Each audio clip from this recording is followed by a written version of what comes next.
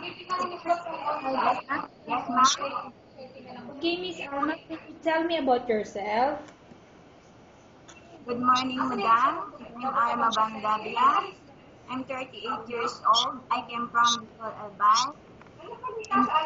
I'm graduated in San Francisco Institute of Science and Technology, San Francisco, Malilito, Albay, in course of entrepreneurship management 2 years. I'm already married to Cherry Bandabia. He is a digital farmer. Sometimes he is a liberal. I have 4 kids, boy. I, I am a hardworking, honest person. My hobby is gardening. That's all, madam. Okay, I have few questions for you to answer, so let's start. Why do you want to Yes, work ma'am. as a maid? I want to earn money and I want to help my family. Why you choose Malaysia when there is a lot of other country? Malaysia is easy. Malaysia is near in the Philippines and easy to adapt the culture. Okay, how are you qualified for this job? I passed my medical exam and I am already trained. May I know what is your education level is? College level, madam. What is your recent experience? Cashier. Have you worked abroad before? No, ma'am. Do you have experience of taking care of baby? Yes, madam. And whose baby you are taking care of? My cousin. My own kids. Okay, so how old is your cousin's baby? 7 months. Okay, what about elder people? No, ma'am, but I want to taking care of all Okay, other. so you are willing to take care elder people. Yes, ma'am. Do you have any other special skills? Business. Like vegetable dealer, madam. Okay, so you are a business-minded person. Yes, madam.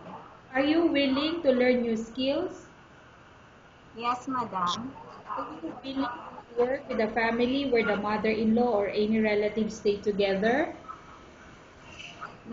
Pardon, ma'am? Are you willing to work with a family where the mother-in-law or any relatives stay together? Yes, ma'am. Currently, are you still working? No, ma'am. Do you know how to cook? Yes, madam. What sort of food can you cook? Filipino dishes, but I want learn, uh, I want learn more, like, ano po, Chinese dishes or European dishes. Okay, you said that you will have to do washing, cleaning, ironing, and cooking. Yes, madam.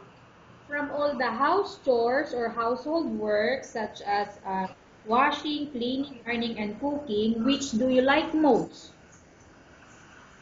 Washing, cooking, and cleaning. If ever you were selected to work in Malaysia, who will take care of your kids? My whole family and especially my husband. You are not allowed to use handphone during working hours. Yes, ma'am. You are only allowed to use handphone after you finish all the works and when going to bed. Yes, madam. You are strictly needed to surrender the handphone to your employer in the morning and your employer will return back to you once you're going to bed. Yes, ma'am. If ever your employer finds out that you're abusing of using your handphone and it's affected your work performance, your employer will confiscate your handphone and you're not allowed to hold it anymore. Instead, your employer will allow you to call to your family 3 times in a month. You're only allowed to bring normal phone and you're not allowed to bring smartphone. Are you agreed for the terms and conditions? Yes, madam. Are you agreed to the rules and regulations of the handphone? Yes, madam. How many years is the contract as you agreed and understand? 2 years contract. Can you describe for me your ethics or your attitude? Hardworking, kindness, and honest. How can you assure to us that you will work hard in Malaysia? I can do my responsibility to finish 2 years contract. Can you promise not to use the telephone without the permission of your employer? Yes, madam. Can you promise not to put on makeup but to dress properly while work? Yes, madam. Can you promise not to invite friends and relatives without the consent of your employer? Yes, madam. Can you promise not to ask for advance salary from your employer under any circumstances? Yes, madam.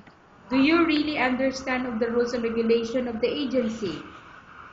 Yes, madam. Do you pay any placement fee for you to come to Malaysia to work as a maid? No, madam. Do you have any history of sickness, example breast cancer or any other illness? No, madam. Do you suffer from any skin diseases, allergy or physical defect? No, madam. Have you suffered from any serious illness? No, madam. Have you undergone any operation? No, madam. Are you medically fit? Yes, madam. Are you in any medication? No, madam. Are you allergic with any food? No, madam. Are you prepared to work for the employer of any race? Yes, madam. Are you prepared to eat the type of food taken by your employer? Pardon, ma'am? Are you prepared to eat the type of food taken by your employer? Yes, madam. Are you afraid of being left alone in the house? Pardon, ma'am? Are you afraid of being left alone in the house? No, madam. Are you afraid of dogs or other pets? No, madam. Can you promise to work according to instruction from your employer? Yes, madam. Do you have any immediate family working in Malaysia? No, madam. Okay, Miss Alma, we have finished our question section. Let's go to case study. I have a case study for you and I want you to answer me truthfully. Upon arrival in Malaysia within 6 months, if ever any of your family members pass away, what will you do? Will you continue to work to finish your contract or you will go back? I will continue and I will finish my 2 years contract. Tell us about yourself and why do you want to work in Malaysia as domestic helper?